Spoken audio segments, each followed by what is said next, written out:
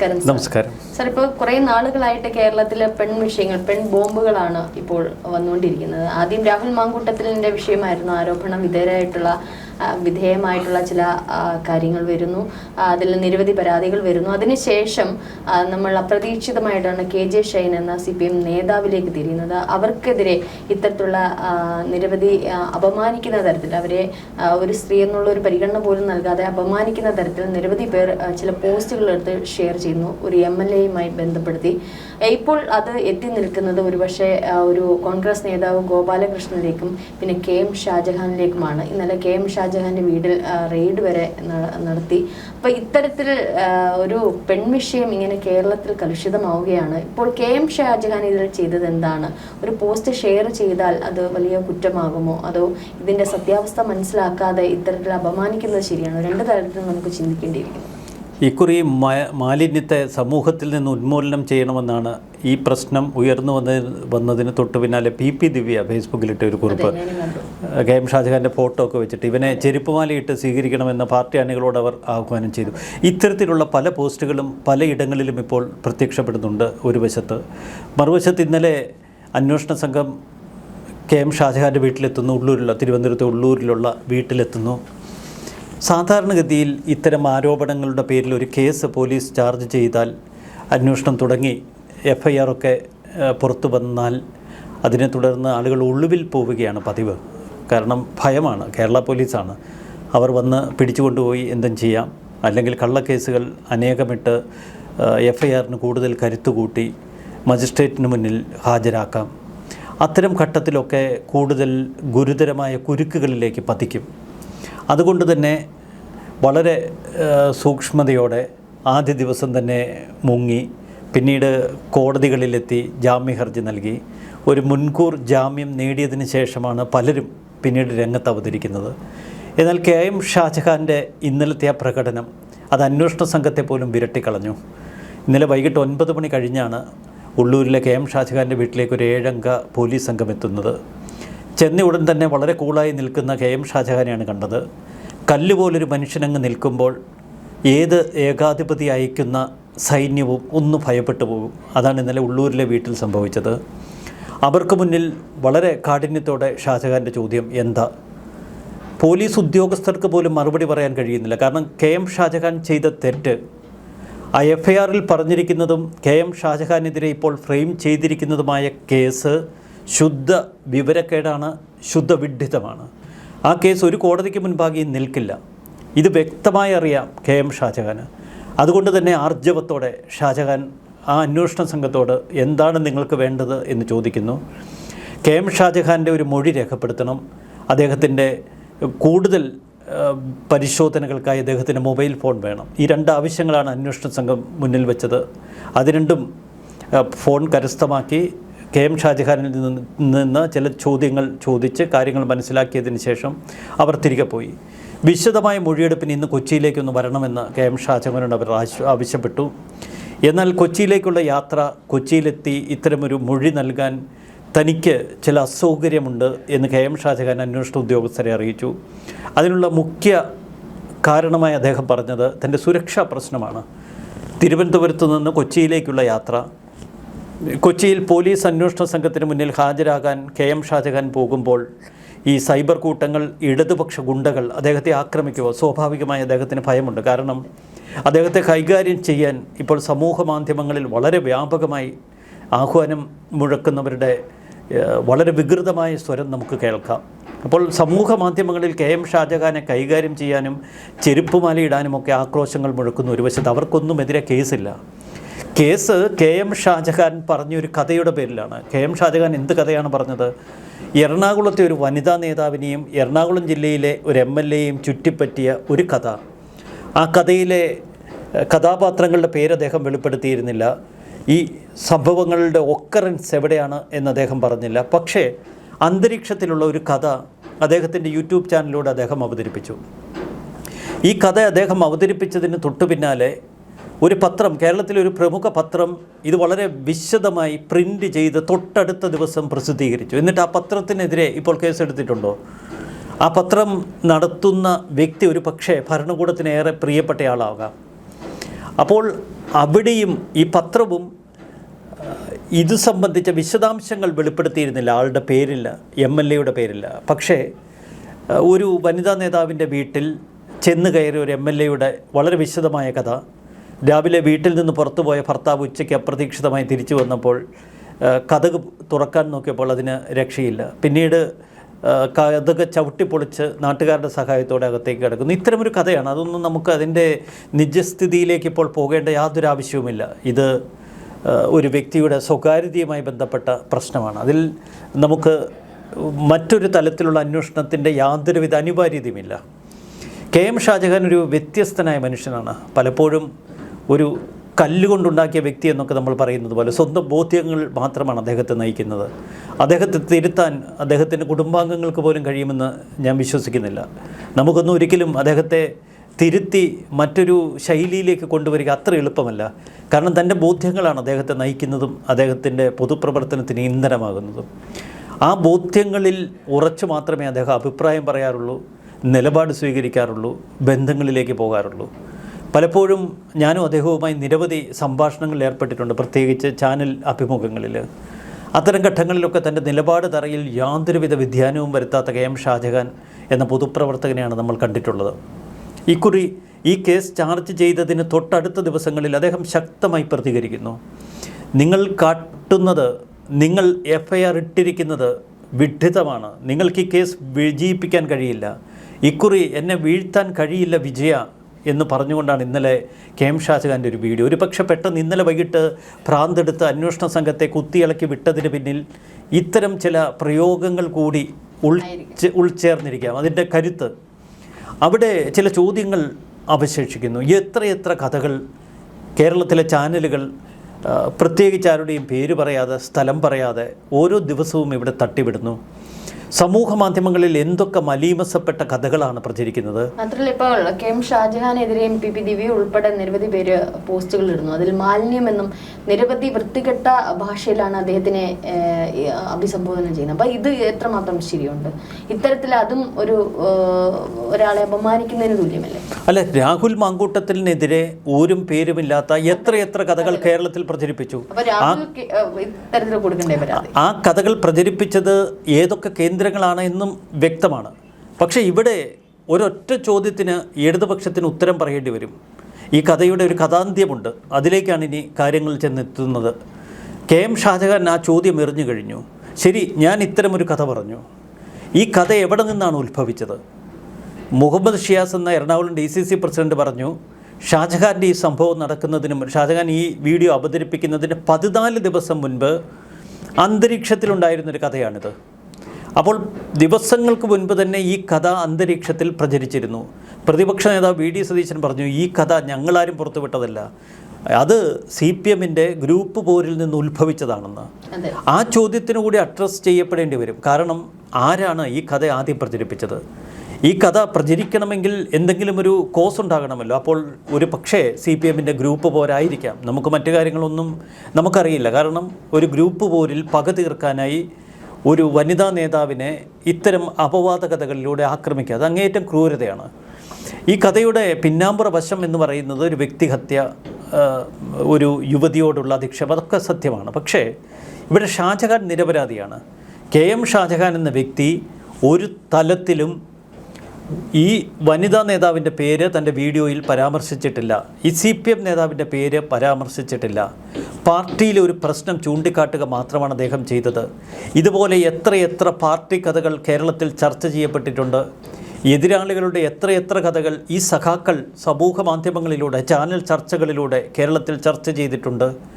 അപ്പോഴൊന്നുമില്ലാത്ത ഈ ആവേശം ഈ കേസിൽ എന്തിനു കാട്ടുന്നു? കാരണം തെരഞ്ഞെടുപ്പിന് ഇനി മാസങ്ങൾ മാത്രമേ ഉള്ളൂ. KM ഷാജഹാനെ പോലെ ഒരു തീപാറുന്ന വാക്കുകൾ കൊണ്ട് ഈ സർക്കാരിനെ ആക്രമിക്കുന്ന ഒരു വ്യക്തിയെ വെട്ടി വീഴ്ത്തി നിലത്തിടാനുള്ള ഏറ്റവും സുവർണ അവസരമാണ് ഇവിടെ ലഭിച്ചത്. ഷാജഹാൻ നമ്മൾ പൊതുപ്രവർത്തനത്തിൽ വളരെ ഉദാത്ത സമീപനം എന്നൊക്കെ വിശേഷിപ്പിക്കുമ്പോൾ ചില കാര്യങ്ങളിലൊരു മണ്ടനാണെന്ന് പറയേണ്ടി വരും. കാരണം അദ്ദേഹം പ്രതിപക്ഷ നേതാവിനെ പിണക്കി ചുരുട്ടിക്കൂട്ടിയിട്ടു. എപ്പോഴും VD സതീശന് നേർക്ക് ആക്രമിക്കുന്ന ഒരു KM ഷാജഹാനെ നമുക്ക് കാണാൻ കഴിയും. സ്വന്തം കൂടെ നിൽക്കുന്നവരെ പോലും വിമർശിക്കാൻ ഒരു മടിയുമില്ല. പിന്നെ മാധ്യമ ലോകം എടുത്താൽ റിപ്പോർട്ടർ TV ശരിക്കും ഇദ്ദേഹത്തിൻ്റെ നാവിൻ്റെ ചൂടറിഞ്ഞിട്ടുണ്ട്. വെട്ടി വെട്ടി അറഞ്ഞം പുറഞ്ഞമാക്കിയിട്ടുണ്ട് റിപ്പോർട്ടർ TVയുടെ ഉടമയെ, അവിടുത്തെ അവതാരകരെയൊക്കെ. അപ്പോൾ വാക്കുകൾ കൊണ്ട് അദ്ദേഹത്തിന് മുന്നിൽ ശത്രുവാണോ മിത്രമാണോ എന്നൊന്നുമില്ല. അദ്ദേഹം കയറി ഇരുന്നാൽ അല്ലെങ്കിൽ ഒരു പ്രസംഗപീഠത്തിൽ നിന്നാൽ അദ്ദേഹത്തിൻ്റെതായ ബോധ്യങ്ങൾ അദ്ദേഹം മുൻപിൻ നോട്ടമില്ലാതെ അങ്ങ് അവതരിപ്പിക്കും. അതുകൊണ്ട് തന്നെ പ്രതിപക്ഷ നേതാവിനെ പിണക്കി, അദ്ദേഹത്തിനൊപ്പമുണ്ടായിരുന്ന പഴയ പാർട്ടി സഖാക്കളെ പിണക്കി, അച്യുതാനന്ദൻ്റെ ഒരു വിശ്വസ്തനായി CPMൽ വളരെ വർഷങ്ങളോളം നിലകൊണ്ടൊരു വ്യക്തിയാണ്. അന്ന് അച്യുതാനന്ദന് ബുദ്ധി ഉപദേശിക്കുകയും അന്ന് പിണറായി വിജയനെതിരായ സമരത്തിന് അച്യുതാനന്ദനെ പ്രേരിപ്പിക്കുകയും ചെയ്തൊരു വ്യക്തി. അതുകൊണ്ട് തന്നെ പിണറായിയുടെ മനസ്സിൽ അടങ്ങാത്ത പക കാളുന്നുണ്ട്. എന്നെങ്കിലും ഒരിക്കൽ ഷാജഹാൻ എന്ന ഈ വൃക്ഷത്തെ ഒന്ന് വെട്ടിയിടാൻ പിണറായിയുടെ മനസ്സിലൊരു പിണറായി ഒരുപക്ഷെ കേരളത്തിൽ നല്ല പക കൊണ്ട് നടക്കുന്ന ഒരു രാഷ്ട്രീയ നേതാവാണ്. അപ്പോൾ അതുകൊണ്ട് തന്നെ KM ഷാജഹാനുള്ള ഒരു അടങ്ങാത്ത പക, അത് ഇന്നും ഇന്നലെയുമല്ല, പഴയ ദേശാഭിമാനിയിൽ തുടങ്ങുന്നൊരു കഥയാണ്. ഇക്കുറി ഭരണത്തിൽ നിൽക്കുന്ന പിണറായി വിജയന് തൊട്ടപ്പുറത്ത് എതിർദിശയിൽ നിൽക്കുന്ന ചില ശക്തിധരൻ KM ഷാജഹാൻ്റെ സുഹൃത്താണ്. അപ്പോൾ ശക്തിധരൻ, ഷാജഹാൻ തുടങ്ങിയ പണ്ടൊപ്പമുണ്ടായിരുന്ന ഇപ്പോൾ ശത്രുക്കളായിരിക്കുന്ന വലിയൊരു നിരയെ നേരിടേണ്ടി വരുന്നു. അതുകൊണ്ട് വലിയ മാനസിക വിഷമവും അനുഭവിക്കുന്നു. നമ്മൾ പണ്ട് കണ്ടതാണ്, നേരത്തെ പാലക്കാട് ഒരു കോളേജിൽ, ഒരു എഞ്ചിനീയറിംഗ് കോളേജിൽ ഒരു കുട്ടിയുടെ മരണവുമായി ബന്ധപ്പെട്ട് ആ കുട്ടിയുടെ അമ്മയും ബന്ധുക്കളുമൊക്കെ പോലീസ് ഹെഡ്ക്വാർട്ടേഴ്സിലേക്ക് നടത്തിയ ഒരു മാർച്ച്. ആ മാർച്ച് കാണാൻ പോയി അരികിൽ നിന്നതാണ് KM ഷാജഹാനെ കൂടി അന്ന് പോലീസ് പിടിച്ചുകൊണ്ടുപോയി 8 ദിവസം ജയിലിലിട്ടു. അതോടുകൂടി പിന്നെ പറയണ്ട, പിന്നെ കലിയോട് കലിയാണ് ഈ ഭരണത്തോട്, പിണറായി വിജയനോട്. അതെ, പിന്നീട് നമ്മൾ ഷാജഹാനെ കാണുന്നത് മുറിവേറ്റൊരു ചീറ്റപ്പുലിയെ പോലെയാണ്. അതുകൊണ്ട് തന്നെ KM ഷാജഹാനെ പിടിച്ചു കിട്ടാൻ അത്ര എളുപ്പമൊന്നുമല്ല. അദ്ദേഹത്തിൻ്റെ നിലപാടുകൾ പലപ്പോഴും ചോദ്യം ചെയ്യപ്പെടാൻ തന്നെ സാധിക്കുന്നതല്ല. പിന്നീട് തീവ്ര നിലപാടുകളാണ് അദ്ദേഹത്തെ വ്യത്യസ്തനാക്കുന്നത്. കഴിഞ്ഞ നിയമസഭാ തെരഞ്ഞെടുപ്പിൽ ഇടതുപക്ഷത്തിനെതിരെ അദ്ദേഹം കൈക്കൊണ്ട ഒരു തീവ്ര നിലപാടുണ്ട്. അതിൽ പിന്നെ അണുവിട വ്യത്യാസമില്ല. ഈ KM ഷാജഹാനെക്കുറിച്ച് ഇലക്ട്രിഫിക്കേഷൻ തുടങ്ങിയ പ്രയോഗങ്ങളൊക്കെ ആ തെരഞ്ഞെടുപ്പ് കാലത്ത് ഉയർന്നു വന്നതാണ്. KM ഷാജഹാൻ പ്രവചന രൂപേണ ചില കാര്യങ്ങളൊക്കെ പറഞ്ഞു. അതിലൊക്കെ കുറച്ചൊക്കെ നടന്നുള്ളൂ, കാരണം ഇടതുപക്ഷം തിരിച്ച് അധികാരത്തിലേറി. അതോടുകൂടി വലിയ ട്രോളുകളും പരിഹാസങ്ങളുമൊക്കെ സമൂഹ മാധ്യമങ്ങളിൽ നിറഞ്ഞു. എങ്കിലും അതൊന്നും തനിക്കെതിരെ എത്ര ട്രോളുകൾ നിറഞ്ഞാലും എത്ര പരിഹാസങ്ങൾ നിറഞ്ഞാലും അതൊന്നും വകവയ്ക്കാതെ തൻ്റെ ബോധ്യത്തിലൂന്നിയ ഒരു പോരാട്ടം, അതാണ് ഷാജഹാൻ്റെ വേറിട്ട ശൈലി. ആ ശൈലിയെ ഈ ഭരണകൂടം ഭയക്കുന്നു, CPMലെ ഇപ്പോഴത്തെ നേതൃത്വം ഭയക്കുന്നു. അതുകൊണ്ട് തന്നെ ഏതെങ്കിലും ഒരു അവസരത്തിന് വേണ്ടി അവർ കാത്തിരിക്കുകയായിരുന്നു. ഷാജഹാൻ ഇത്രയും കാലം ഏത് നിലപാടിന് വേണ്ടിയാണ് നിലകൊണ്ടത്? സ്ത്രീപക്ഷം, സ്ത്രീകൾക്കെതിരെയുള്ള കുറ്റകൃത്യങ്ങൾ, സ്ത്രീ പീഡനങ്ങൾ, അഴിമതി, രാഷ്ട്രീയ സ്വജനപക്ഷപാതം, ഇത്തരം നിലപാടുകളിൽ കർക്കശ സ്വഭാവമാണ് ഷാജഹാൻ പുലർത്തിയത്. ഇവിടെ CPMനും ഭരണകൂടത്തിനും ഇപ്പോൾ കിട്ടിയ ഒരു ആനുകൂല്യം, ഒരു സ്ത്രീയെ അധിക്ഷേപിച്ചു എന്ന പേരിൽ KM ഷാജഹാനെ കുടുക്കി കശക്കി കസ്റ്റഡിയിലാക്കാം. മറുവശത്ത് പകമൂത്ത് കലിമൂത്ത് നിൽക്കുന്ന ചില ചാനലുകൾ ഇത് ആഘോഷമാക്കും. അപ്പോൾ ചാനലുകളുടെ പിൻബലത്തിൽ, സമൂഹ മാധ്യമങ്ങളിലെ കൂലി സൈബർ ഗുണ്ടകളുടെ ഒരു പിൻബലത്തിൽ KM ഷാജഹാനെ ഒടിച്ചുമടക്കി ഇക്കുറി തീർക്കാം എന്നുള്ളതാണ് ഭരണകൂടത്തിൻ്റെയും പോലീസിൻ്റെയും ഒക്കെ കണക്കുകൂട്ടൽ. അവിടെ ഒരു ഒറ്റയാൻ പോരാട്ടം നടത്തുന്ന ഷാജഹാനെയാണ് നമ്മൾ ഇപ്പോൾ കാണുന്നത്. ഇന്നലെ അന്വേഷണ സംഘം അദ്ദേഹത്തിൻ്റെ വീട്ടിലെത്തുമ്പോൾ നമ്മൾ കാണുന്നത് ഈ ഒറ്റയാൻ പോരാട്ടം നടത്തുന്ന KM ഷാജഹാനെയാണ്. അദ്ദേഹത്തിൻ്റെ തീ പോലത്തെ വാക്കുകൾ ഇപ്പോൾ ഭരണകൂടത്തെ തന്നെ ചെന്ന് കൊണ്ട് ഭരണകൂടം വിറയ്ക്കുന്ന കാഴ്ചയാണ്. അതുകൊണ്ടാണ് പോലീസിന് കസ്റ്റഡിയിലെടുക്കാൻ കഴിയാത്തത്, അറസ്റ്റ് നടപടികളിലേക്ക് പോകാൻ കഴിയാത്ത. കാരണം ഇത് കോടതിയിൽ ചെല്ലുമ്പോഴേ ജാമ്യം കിട്ടും, മജിസ്ട്രേറ്റിൻ്റെ മുന്നിലെത്തുമ്പോഴേ ജാമ്യം കിട്ടും. ഏത് കേസിലാണ് അദ്ദേഹത്തെ അറസ്റ്റ് ചെയ്യാൻ നോക്കുന്നത്? അദ്ദേഹം പേര് പറയാത്ത ഏതോ ഒരു വനിതാ നേതാവ് തന്നെക്കുറിച്ചാണ് KM ഷാജഹാൻ പറഞ്ഞത് എന്ന് പറഞ്ഞ് പുറത്തേക്ക് ചാടിയിറങ്ങുന്നു. അതുതന്നെ ഷാജഹാൻ ഇക്കഴിഞ്ഞ ദിവസം വ്യക്തമാക്കിയിരുന്നു. ഞാൻ ആ സ്ത്രീക്ക് വേണ്ടിയാണ് സംസാരിക്കാൻ ശ്രമിച്ചതെന്ന് KM ഷാജഹാൻ പറയുന്നത്. എങ്ങനെ? ആ സ്ത്രീയുടെ വീട്ടിലേക്ക് ഒരു സംഘം ആളുകൾ ഇരച്ചു കയറി ചെന്ന് അവരെ ആക്രമിക്കാൻ ശ്രമിച്ചു എന്നതാണ് തൻ്റെ ഏറ്റവും വലിയ വാദമെന്നാണ് ഷാജഹാൻ പറയുന്നത്. പക്ഷേ ഷാജഹാൻ ആ സ്ത്രീയുടെ പേര് പറയുന്നില്ല. അപ്പോൾ ഇരയുടെ ഐഡൻറ്റിറ്റി വ്യക്തമാക്കാതെ KM ഷാജഹാൻ സ്ത്രീപക്ഷപാതിയായി സംസാരിച്ചോ എന്ന് പോലും നമ്മൾ അദ്ദേഹത്തിൻ്റെ വാക്കുകൾ കേൾക്കുമ്പോൾ സംശയിച്ചു പോകും. അപ്പോൾ നിയമസാധുതയില്ല ഇപ്പോൾ എടുത്തിരിക്കുന്ന കേസിന്. 67 വകുപ്പ് നിലനിൽക്കുന്നതല്ല. കാരണം അശ്ലീല ചിത്ര പ്രദർശനമില്ല, അശ്ലീലത കലർന്ന സംഭാഷണമില്ല, ഒരു സ്ത്രീയെ വ്യക്തിഹത്യ ചെയ്യാനായി ലൈംഗിക ചൊവ്വയോടെയുള്ള ആലങ്കാരിക പ്രയോഗങ്ങളില്ല, ഒന്നുമില്ല. കെ.എം. ഷാജഹാൻ എവിടെയൊക്കെയോ കേട്ട സമൂഹത്തിൽ പടർന്നൊഴുകിയ ഒരു കഥ തൻ്റെ ചാനലിൽ അവതരിപ്പിച്ചു. അത് അദ്ദേഹം ഉപയോഗിച്ചത് തന്നെ CPM-നെ ഒന്ന് ആക്രമിക്കാനാണ്, ഈ ഇടതുപക്ഷത്തെ ഒന്ന് ആക്രമിക്കാനാണ്. അതല്ലാതെ വ്യക്തിപരമായി ഈ വനിതാ നേതാവിനെ ഉന്നം വെച്ചുകൊണ്ടല്ല. പിന്നെ എന്തുകൊണ്ടാണ് വനിതാ നേതാവും ഈ MLA-യും ഒക്കെ കളത്തിലിറങ്ങി കെ.എം. ഷാജഹാനെതിരെ പരാതി കൊടുത്തത്? ഇദ്ദേഹം സംസാരിക്കുന്നത് ഞങ്ങൾക്കെതിരെയാണ് എന്നവർ തെറ്റിദ്ധരിക്കാനുള്ള കാരണമെന്ത്? ഇതൊക്കെ ഇനി കണ്ടുപിടിക്കേണ്ടിയിരിക്കുന്നു. അതുകൊണ്ട് തന്നെ ഷാജഹാൻ്റെ പോരാട്ടം നമുക്ക് ഏറെ കൗതുകമുണ്ടാക്കും. പക്ഷെ ഭയമില്ലാതെ പോലീസിന് മുന്നിൽ നെഞ്ചുവിരിച്ച് നിൽക്കുന്ന ഷാജഹാൻ്റെ ചില വാക്കുകൾ അത് പ്രതിപക്ഷത്തിന് പോലും ഊർജ്ജം പകരും. ഷാജഹാൻ പോലീസിനോട് പറയുന്നത് അത് തന്നെയാണ്. ഞാൻ മുമ്പ് 8 ദിവസം ചെയ്യാത്ത കുറ്റത്തിന് ഒരു സമരം നോക്കി നിന്നതിൻ്റെ പേരിൽ പിണറായി വിജയന് തന്നോടുള്ള കലിപ്പിൻ്റെ കാരണത്താൽ തന്നെ ജയിലിലടച്ചിരുന്നു. അതുകൊണ്ട് ജയിൽ ജീവിതമൊന്നും താൻ ഭയപ്പെടുന്നില്ല, പേടിക്കുന്നില്ല. ഇതാണ് ഷാജഹാൻ്റെ നിലപാട്. തീർച്ചയായിട്ടും ഇപ്പോൾ നിരവധി ഇത്തരത്തിലുള്ള അപമാനിക്കുന്ന അല്ലെങ്കിൽ അപവാദം പ്രചരിപ്പിക്കുന്ന തരത്തിലുള്ള പോസ്റ്റുകൾ അല്ലെങ്കിൽ മറ്റുള്ളവരെ ഹനിക്കുന്ന തരത്തിലുള്ള പോസ്റ്റുകൾ ഏതായാലും തെറ്റ് തന്നെയാണ്. പക്ഷേ ഈ പറഞ്ഞതുപോലെ എന്തിൻ്റെ അടിസ്ഥാനത്തിൽ എന്നുള്ളൊരു ചോദ്യം വരുന്നുണ്ട്. ഇപ്പോൾ രാഹുൽ മാങ്കൂട്ടത്തിൻ്റെ വിഷയമാണെങ്കിൽ, ഇപ്പോൾ KJ ഷൈൻ്റെ വിഷയമാണെങ്കിൽ, മറ്റൊരാളുടെ സ്വകാര്യതയിലേക്ക് ഈ ക്യാമറ കണ്ണുകൾ ഉൾപ്പെടെ ചലിക്കുന്ന അല്ല. മറുവശത്ത് ഇന്നലെയും ചില ചാനലുകൾ രാഹുൽ മാങ്കൂട്ടത്തിനെതിരെ നട്ടാൽ കുരുക്കാത്ത നുണക്കഥകൾ പ്രചരിപ്പിക്കുന്നത് കണ്ടു. രാഹുൽ തെറ്റ് ചെയ്തിട്ടുണ്ടെങ്കിൽ പരാതിക്കാർ വരട്ടെ, മൊഴി വരട്ടെ, കൃത്യമായ അന്വേഷണം നടക്കട്ടെ. രാഹുലിനെതിരെ ഇത്തരം നുണക്കഥകൾ മെനഞ്ഞ് സമൂഹത്തിലേക്ക് ഇടുന്നവരുടെ പേരിൽ എന്തുകൊണ്ട് അന്വേഷണമില്ല? അതെ, തീർച്ചയായിട്ടും അത് തന്നെയാണ് KJ ഷൈൻ്റെ കാര്യത്തിൽ. ഇത് എവിടെ നിന്ന് വന്നു എന്നുള്ളൊരു ഇതിനൊരു സ്രോതസ് ഉണ്ടല്ലോ, അത് കണ്ടെത്താതെ ഈ പോസ്റ്റുകൾ ആരെങ്കിലും ഷെയർ ചെയ്യുക, അതും വെച്ച് ഇത്തരത്തിലുള്ള എന്തെങ്കിലും പറയുന്നതോ ചെയ്യുന്ന കാര്യത്തിലാണെങ്കിൽ, ഇപ്പോൾ രാഹുൽ മാങ്കൂട്ടത്തിൻ്റെ കാര്യത്തിൽ നിരവധി പേരാണ് എന്തെല്ലാം അപഹാസ്യകരമായിട്ടുള്ള കാര്യങ്ങളാണ് പ്രചരിപ്പിക്കുന്നത്. മറ്റൊന്നുകൂടി, നമ്മുടെ കെ.എം. ഷാജഹാൻ ഇക്കഴിഞ്ഞ ദിവസം ചെയ്ത ഒരു വീഡിയോ ഉണ്ട്. KJ ഷൈൻ ടീച്ചർ ഈ ഉമ്മൻചാണ്ടിയെ ഓർക്കുന്നുണ്ടോ എന്ന് ചോദിച്ചുകൊണ്ടുള്ളൊരു വീഡിയോ. ഉമ്മൻചാണ്ടി എത്ര ക്രൂരമായാണ് ഈ ഇടതുപക്ഷം ആക്രമിച്ചത്. അതിൽ അദ്ദേഹം അച്യുതാനന്ദൻ്റെ പേര് ഉൾപ്പെടെ പറയുന്നുണ്ട്. ഇടതുപക്ഷം അന്ന് ഉമ്മൻചാണ്ടിയെ വേട്ടയാടിയ ഒരു രീതി, അദ്ദേഹത്തിൻ്റെ കുടുംബത്തെ, അദ്ദേഹത്തിൻ്റെ മകൻ്റെ വിവാഹം പോലും ആ പ്രശ്നത്തിലാണ് ഒഴിഞ്ഞുപോയത്. മക്കളുടെ ഒരവസ്ഥ, ആ കുടുംബത്തിൻ്റെ ഒരവസ്ഥ, ഏറ്റവും ഒടുവിൽ കേരള രാഷ്ട്രീയത്തിൽ തന്നെ ഒരുപക്ഷെ ഏറ്റവും കൂടുതൽ ഈ തരത്തിൽ ഒരു ലൈംഗികതയുടെ പേരിൽ വേട്ടയാടപ്പെട്ട മറ്റൊരു ഉന്നത നേതാവ് ഉണ്ടാകില്ല. അത് എന്തുകൊണ്ട് KJ ഷൈൻ ടീച്ചറിനെ പോലെയുള്ളവർ മനസ്സ് തുറന്ന് കാണുന്നില്ലെന്ന് അദ്ദേഹം ചോദിക്കുന്നത് വളരെ ഹൃദയസ്പർശിയായിട്ടാണ്. എത്രയെത്ര കോൺഗ്രസ് നേതാക്കളെ, എത്രയെത്ര UDF നേതാക്കളെ ഇതുപോലെ അറഞ്ചം പുറഞ്ചം വെട്ടിയിട്ടിട്ടുണ്ട്. ഇവിടെ പക്ഷേ ശ്രദ്ധേയമായൊരു കാര്യമുണ്ട്. ഈ KM ഷാജഹാൻ പലപ്പോഴും സതീശനെതിരെയൊക്കെ ചില വിമർശനങ്ങൾ ഉയർത്തുന്നത് കൊണ്ട് അദ്ദേഹത്തിൻ്റെ ഒരു നിർണായക ഘട്ടത്തിൽ അദ്ദേഹത്തെ സഹായിക്കാൻ അധികം പേര് രംഗത്തെത്തുന്നില്ല. കോൺഗ്രസ് ഒരു ഔദ്യോഗിക നിലപാട് ഇക്കാര്യത്തിൽ വ്യക്തമാക്കുന്നില്ല. ഇത് തന്നെയാണ് കോൺഗ്രസിൻ്റെ മുഖ്യ ശാപം. രാഹുൽ മാങ്കൂട്ടത്തിനെതിരെ ആരോപണങ്ങൾ ഉയർന്നു വന്നപ്പോൾ നമ്മൾ കണ്ടതാണ്. ആദ്യം നിസ്സംഗമായി നിൽക്കുന്ന കോൺഗ്രസ്, പിന്നീട് പരിഭ്രമിക്കുന്ന കോൺഗ്രസ്, പിന്നീട് വിരളി പിടിച്ച് ഓടുന്ന കോൺഗ്രസ്, അതിനുശേഷം സ്വന്തം അനുയായിയെ തള്ളി പുറത്താക്കുന്ന കോൺഗ്രസ്, അവന് നേരെ നടപടിയെടുക്കുന്ന കോൺഗ്രസ്.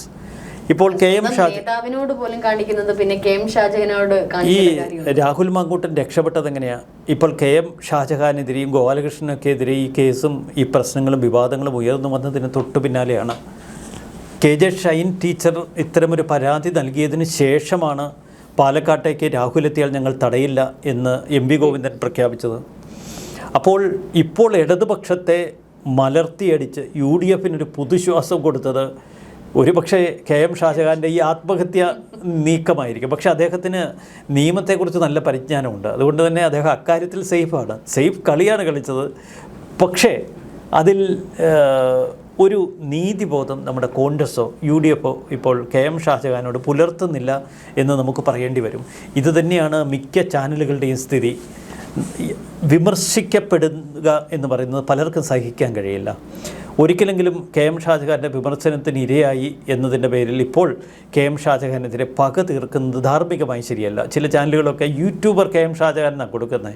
അതൊക്കെ ഉള്ളിലെ ഉള്ള കലി ഇങ്ങനെ തികട്ടി വരുന്നതാണ്.